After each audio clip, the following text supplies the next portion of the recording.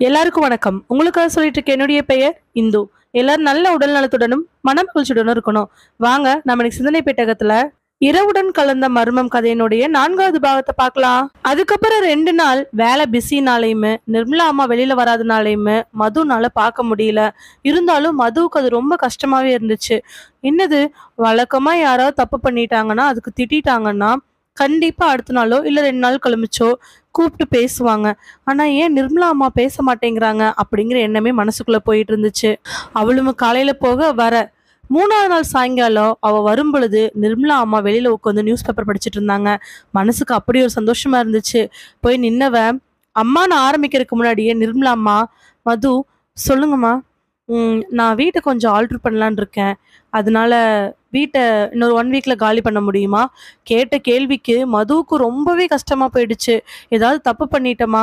Night நேரத்துல எழுப்புனதுக்கு இவ்வளோ பெரிய தண்டனையா நினச்சிக்கிட்டு, அம்மா அன்னைக்கு நான் நைட் நேரத்துல எழுப்புனதுக்காக நீங்க தப்பா நினச்சிக்கிட்டீங்களா? நான் உங்க மேல இருக்கிற அக்கறையில் தான்மா. நான் 2-3 நாளைக்கு முன்னாடி பார்க்கும் பொழுதே உங்களை மாதிரி யாரோ ஒருத்தங்க அந்த காட்டுப்பகுதி நோக்கி போயிட்டு இருந்தாங்க. இங்க அதிகமான கொள்ளைகள் நடக்குது. அதனால தான்மா 3 நாள் கழிச்சு மறுபடியும் உங்கள மாரியே பார்க்கவும் ஒரு வேகத்துல வந்து தட்டிட்டேன். என்ன தப்பா எடுத்துக்காதீங்கம்மா. அவ சொன்னதுக்கு அப்புறம் நிர்மலா நியூஸ் பேப்பரை மடிச்சு வச்சுட்டு எந்திரிச்சு வந்து, நான் உன்னை தப்பாலாம் எதுவும் எடுத்துக்கலடா. நீ வீட்டை காலி பண்ணுன்னு தான் சொன்னேன். ஏன்னா ஆல்ட்ரேஷன் ஒர்க் பண்ணணும். நீயே பார்த்தேல கிச்சனு பாத்ரூம் எல்லாம் எப்படி இருந்துச்சு அப்படின்னு. அதனால தான் நீ எதுவும் தப்பா நினைச்சுக்க வேண்டாம் சொல்லிட்டு நிர்மலா பாட்டுக்கு உள்ள போய் கதவை சாத்திக்கிறாங்க. மதுனால இந்த கஷ்டத்தை தாங்கிக்கவே முடியல. ரொம்ப குறுகிய காலத்துல வந்திருக்கக்கூடிய இந்த உறவு இப்படி சீக்கிரமா போகும்னு அவ எதிர்பார்க்கவே இல்லை. ரொம்ப கலக்கத்தோட தன்னோட ரூமுக்கு போய் கதவை சாத்திக்கிறா. கிட்டத்தட்ட அழுகிற ஸ்டேஜ்லயே இருக்கிறா. ஸ்டேஷனுக்குள்ள வேக வேகமா வராரு குரு. குரு வேகமா வரதை பார்த்துட்டு வேற ஒரு கேஸை ஹேண்டில் பண்ணிட்டு இருக்கக்கூடிய எஸ்ஐ கோபி அங்க வந்து நிக்க, எஸ்ஐயை பார்த்து, குரு, என்னங்க அந்த கேஸ் என்னாச்சு? கிட்டத்தட்ட 1 மாசத்துக்கு மேலாச்சு. எஸ்பி கூப்பிட்டு கிளின்னு கிழிக்கிறாரு. மேலிடத்துக்கெல்லாம் விஷயம் போயிடுச்சு. கேட்குற கேள்விக்கு பதில் சொல்ல முடியல. பார்த்தீங்களா சார்? அந்த குளத்தை சுற்றி நாங்கள் பாதுகாப்புக்காகவும் கண்காணிப்புக்காகவும் ஆள் போட்டிருக்கோம். அந்த குளத்துலேருந்து கொஞ்சம் தள்ளி இருக்கக்கூடிய ஒரு காட்டு பகுதியில் இருக்கக்கூடிய ஆளுகள்கிட்டையும் சொல்லி வச்சிருக்கிறோம். காட்டுப்பகுதி ஆளுனா அந்த காட்டுக்கு சொந்தக்காரங்க தானே? ஆமாம் சார். அந்த குளத்தை சுற்றி இருக்கக்கூடிய எல்லா காட்டுப்பகுதி ஆளுகள்கிட்டையுமே காட்டுக்கு சொந்தக்காரங்ககிட்டையும் நாங்கள் சொல்லி வச்சிருக்கோம் சார். அவங்க ஏதாவது வித்தியாசமாக தெரிஞ்சா கால் பண்ணுறேன்னு சொல்லியிருக்காங்க சார். கோபி, அந்த பொண்ணு பேர் என்ன? ஷீலா சார். ஆ, ஷீலா இறந்து போய் அவங்க கணவர் காணான்னு நம்ம தேடும் பொழுது 2 பிணங்கள் கிடைச்சிச்சு. அது துண்டு துண்டாக்கப்பட்டு அந்த குளத்துல கடந்தது. 2மே பெண்ணுடைய பிணம்னு நம்ம கண்டுபிடிச்சிட்டோம். ஆனா அந்த பிணங்கள் யாருன்னு இன்னும் கண்டுபிடிக்காம இருக்கு. கிட்டத்தட்ட 1 மாசம் ஆயிடுச்சு. நம்ம இன்னுமே அந்த 2 பிணங்கள் யாரு, அந்த பெண்கள் யாருன்னு கண்டுபிடிக்காம இருக்கிறது சரிப்பட்டு வர மாதிரி தெரியல. நம்ம அடுத்த ஸ்டெப் எடுத்தாகணும் சார். அது மட்டும் இல்ல, அந்த பொண்ணோட வீட்டுக்காரர் மனோஜோட டெட் பாடி கிடைக்கல சார். ம், ஆமா. அதை விட இந்த துண்டு துண்டாக்கப்பட்ட பெண்கள் யார் அப்படிங்கிறது தான் முக்கியமான விஷயம். ஏன்னா துண்டு துண்டாக்கப்பட்ட பெண்கள்ல ஒரு பெண்ணுடைய உடல் முழுசா கிடைச்சிருக்குது. இன்னொரு பெண்ணுது முக்காவாசி கூட கிடைக்கல. ஒரு பெண்ணு கிடைச்சதுல மூஞ்சி முழுக்க ஆசிட் ஊற்றிருக்கிறாங்க. எதுக்காக அப்படி பண்ணாங்க, ஏன் அப்படி பண்ணாங்கன்னு சுத்தமா தெரில. நம்ம இன்னும் கொஞ்சம் ஸ்ட்ராங்கா இறங்கணும் சார். இடையில நிறைய எலெக்ஷனு அது இதுன்னு டியூட்டி வரவும் அதில் கான்சன்ட்ரேட் பண்ண வேண்டியதாயிடுச்சு சார். அப்படி சொல்லி என்ன பண்ணுறது? மேலிடத்துலேருந்து கேள்வி கேட்கறதுக்கு நான் தானே பதில் சொல்லணும். எஸ்பி நூறுக்கா கூப்பிட்டு கேட்கறதுக்கு முன்னாடி நம்ம இந்த கேஸில் கொஞ்சம் இன்வால்வ் ஆகணும். பழைய கேஸ்லாம் முதல்ல எடுத்து வச்சுட்டு இந்த கேஸில் நம்ம ஃபுல் ஃபிளிச்சராக இருந்தோம்னா மட்டும்தான் நம்மளால கண்டுபிடிக்க முடியும். கண்டிப்பாக சார், கண்டுபிடிச்சிடலாம். இந்த கேஸை எப்படி கண்டுபிடிக்கன்னு தெரியாமல் 2 பேர் பேசிட்டு இருக்கிறாங்க. கிட்டத்தட்ட 1 மாதம் ஆயுமே குளங்கள்ல துண்டிக்கப்பட்டு கிடந்த பிணங்கள் யாரு? 2 பெண் அப்படின்னு கண்டுபிடிச்சிட்டாங்க. ஆனால் அந்த 2 பெண்கள் யாருன்னு தெரியல.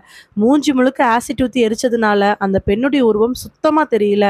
அங்கே அடையாளங்களுமே எதுவுமே குறிப்பிட்டு சொல்ற அளவுக்கு பெருசா இல்லை. அந்த பெண்கள்லாம் எத்தனை காலகட்டத்தில் இறந்துருப்பாங்கன்னு குத்துமதிப்பான தகவல் மட்டும்தான் அவங்களுக்கு கிடைச்சிருக்குது. அவங்களுக்கு முழுசா கிடைச்ச அந்த துண்டிக்கப்பட்ட பாடி கிட்டத்தட்ட ஒரு 2 வாரத்துக்கு முன்னாடி இறந்துருப்பாங்க. அதே இன்னொரு பாடி 1 மாசம் 1.5 மாசத்துக்கு முன்னாடி இறந்ததுக்கான வாய்ப்புகள் இருக்குது. ஏன்னா தண்ணியில நல்லாவே ஊறி கிடக்குது அப்படிங்கிற தகவல் மட்டும்தான் ஃபாரன்சிக்ல இருந்துமே போஸ்ட்மார்ட்டம் ரிப்போர்ட்ல இருந்து அவங்களுக்கு கிடைச்சிருக்குது. இதை வச்சுட்டு எப்படி கண்டுபிடிக்கிறதுன்னு திணறி இடையில நிறைய வேலை வரவே இந்த கேஸ் அப்படியே பெண்டிங்ல போயிட்டு இருக்குது. குருவுக்கும் கோபிக்கும் 2 நாள் வீடு காலி பண்றது பத்தி நிர்மலாவும் பேசல, மதுவும் பேசல.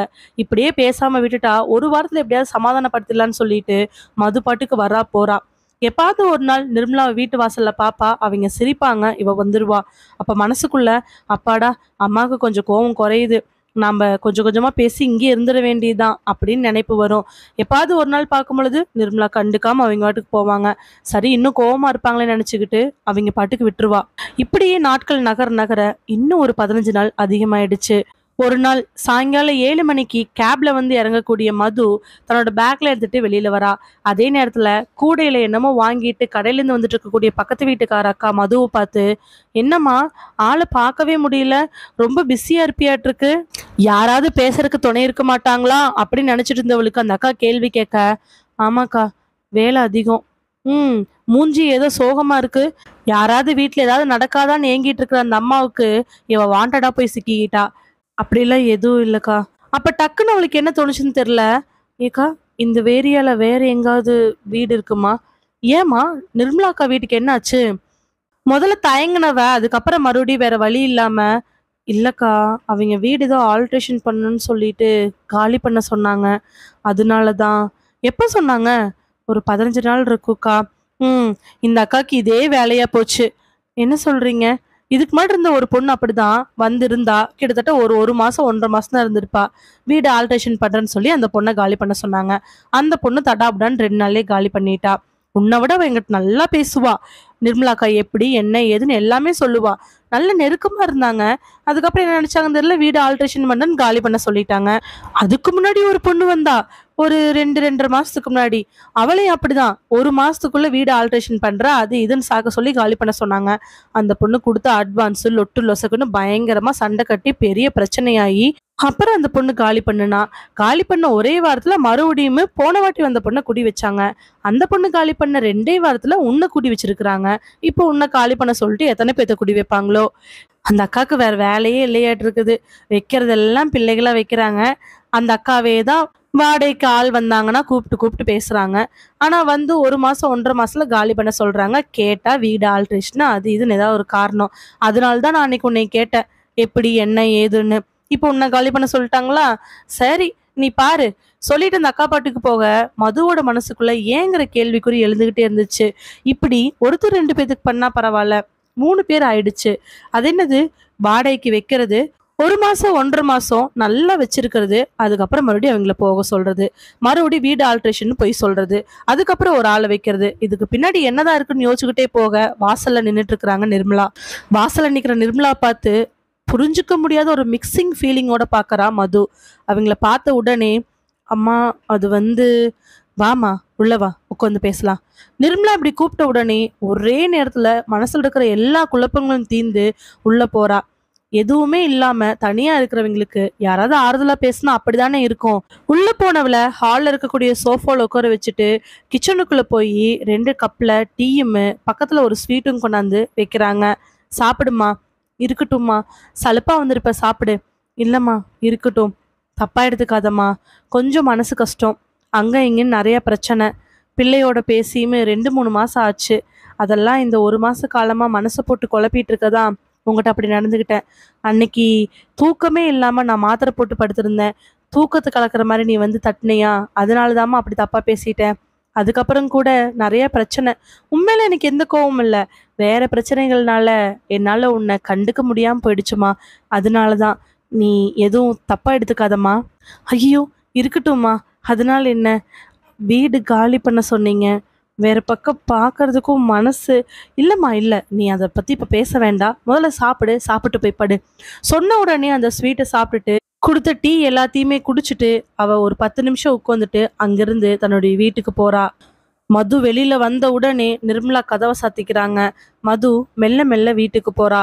அவ தன்னோட வீட்டுக்கு போய் ஒரு 1/2 மணி நேரத்துக்குள்ள ஏதோ மாதிரி இருக்க கதவை திறந்துகிட்டு வேக வேகமா வெளியில வரா மது. படிக்கட்ட வேக வேகமா இறங்கி நிர்மலா வீட்டு வாசல்ல போய் நிக்கிறா. நைட்டு ஒரு 10:45 மணிக்கு மேல இருக்கும். அந்த ஸ்டேஷன்ல ஃபோன் வரவே அங்க நின்றுட்டு இருக்கக்கூடிய எஸ்ஐ ஒரு ஃபைலை பார்த்துட்டு இருக்க வேகமா போய் ஃபோனை எடுக்கிறாரு. ஃபோனை எடுத்த உடனே பதட்டமான குரல் கேட்குது. ஆ சொல்லுங்க. ஐயா ஐயா என்னுடைய பேரு ராமலிங்கங்க. சொல்லுங்க. ஐயா அந்த குளத்துக்கு பக்கத்துல நான் என் தோப்பு வச்சிருக்கிறேங்க. ஆ அந்த தோப்புல நாங்க கண்காணிக்க சொன்னதுனால மாத்தி மாத்தி பார்த்துக்கிட்டு இருந்தேங்க. சரி. இப்போ இப்போ ஒரு ஒரு 10 நிமிஷத்துக்கு முன்னாடி கார் ஒன்று வந்து நின்னுச்சுங்க ஐயா. அதுக்கு பின்னாடி இருந்து ஏதோ ஒரு பொண்ணு மாரி தெரிஞ்சுச்சு. அந்த பொண்ண ஒரு ஆளு எடுத்து குளத்துக்கு பக்கத்துல போட்டுட்டு, கார மறுபடியும் எடுத்துட்டு போயிருக்கிறாருங்கய்யா. அதனால தான் உங்களுக்கு உடனே ஃபோன் பண்ணேன். "அப்படியா? இருங்க, நான் வந்துர்றேன். முடிஞ்சா பக்கத்துல யாராவது இருந்தாங்கன்னா ரெடியா இருங்க. ஏதாவது அந்த ஆள் மறுபடியும் வந்தாருன்னா, நீங்க புடிச்சு வைங்க. நாங்க வந்துர்றோம்." "ஐயா, எங்களுக்கெல்லாம் கொஞ்சம் பயமா இருக்குதுங்கிறதுனால தான் உடனே உங்களுக்கு ஃபோன் பண்ணேங்க ஐயா." "இல்ல, இல்ல, நான் வந்துர்றேன். ஒரு நிமிஷம் வந்துர்றேன்." வேக வேகமா ஃபோன வச்சுட்டு கான்ஸ்டபிள எழுப்பிட்டு எஸ்ஐ போறாரு. அதுக்குள்ள இன்ஸ்பெக்டர் குருவுக்கு ஃபோன் பண்ண, குரு வீட்ல இருந்து அட்டெண்ட் பண்ணி தன்னோட பைக் எடுத்துக்கிட்டு வராரு. குரு வரதுக்கு எப்படி 20லேருந்து 1/2 மணி நேரம் ஆகும். ஆனா கோபி போறதுக்கு கிட்டத்தட்ட ஒரு 15 நிமிஷத்துக்கு பக்கமா தான் ஆகும். பக்கத்து தோட்டத்துக்காரரு மேல இருந்துகிட்டு தன்னுடைய பரண் மேல உட்காந்து அதெல்லாம் பார்த்துட்டு இருக்கிறாரு. கார் ஒண்ணு வந்து நிக்க, பின்னாடி டிக்கில இருந்து ஒரு பொண்ண சிரமப்பட்டு அந்த உருவம் கீழ புடிச்சு தள்ள, அதுக்கப்புறம் கார எடுத்துக்கிட்டு போயாச்சு. போன உருவம் கிட்டத்தட்ட 1/4 மணி நேரமா இன்னும் வரவே இல்ல. என்னாச்சு ஏதாச்சுன்னு தெரியல.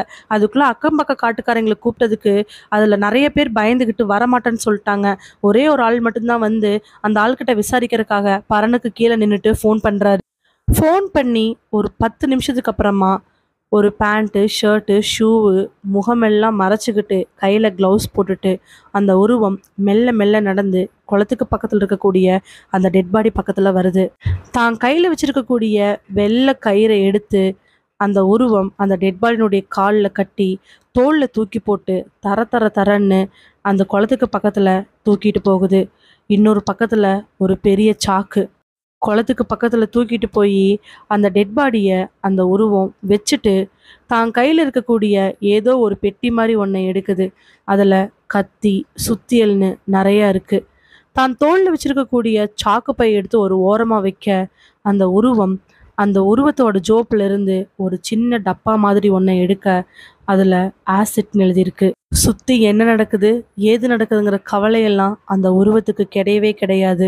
அந்த ஆசிட் டப்பாவ ஓப்பன் பண்ணி, அந்த டெட் பாடி மூஞ்சில ஊத்தலான்னு போகும் பொழுது, பின்னாடி இருந்து சரசர சரன்னு சத்தம் கேட்கவே, அந்த உருவம் திரும்பி பாக்குது. கையில துப்பாக்கியோட கோபியும் குருவும் வந்து நிக்க, அந்த உருவம் அசால்ட்டா திரும்பி அந்த ஆசிட்ட அந்த பொணத்து மேல ஊத்த போக, பின்னாடி இருந்து குரு, "ஏய், வேண்டாம், வேண்டாம், ஊத்திராத, வேண்டாம்." ஆனா அத எதையுமே காதுல போட்டுக்காம அந்த ஆசிட்ட அந்த உருவம் அந்த டெட் பாடி மேல ஊத்துது. டெட் பாடியில இருந்து எந்த விதமான அசைவு வராதனால குருவும் கோபியும் அந்த ஆள் இறந்துட்டாங்கன்னு முடிவு பண்ணிடுறாங்க. மரியாதையா அமைதியா எந்திரிச்சிரு, இல்ல சுட்டு கொன்றுவோம். மூஞ்சி முழுக்க மறைச்சு கை, கால் எல்லா பக்கம் கிளவுஸ், ஷூ போட்டு நிக்கிற அந்த உருவம் மெல்ல தான் பக்கத்துல இருக்கக்கூடிய பெட்டியிலிருந்து ஒரு நீல கத்தியை எடுத்து தான் கையில பிடிச்சு அந்த டெட் பாடியினுடைய கழுத்த நோக்கி வீச போகும் பொழுது, வேகமா ஓடி போய் கோபி அந்த உருவத்தினுடைய கைய பிடிச்சிடுறாரு. பிடிச்ச அடுத்த நிமிஷம் எந்த விதமான ஆரவாரமும் இல்லாம அந்த உருவம் எந்திரிச்சு நிக்க, கைய ஒரு வளைக்க உடனே அந்த கத்தி கீழ விழுந்துருது. அந்த உருவம் அவங்கள தாக்கவும் நினைக்கல, தப்பிக்கவும் நினைக்கல. அப்படியே அசராம நின்னுட்டு இருக்குது. "யார் நீ? எதுக்காக இதெல்லாம் பண்ற?" சொல்லும் பொழுதே கான்ஸ்டபிள் வேகமா வந்து தான் கையில இருக்கக்கூடிய லாக்க அந்த உருவத்தினுடைய கைகள் 2யும் பிடிச்சு பின்னாடி கட்டி நிக்கிறாங்க. பின்னாடி 2 கையும் கட்டப்பட்டு கான்ஸ்டபிள் 2 கை இறுக்கமா பிடிச்சிருக்க.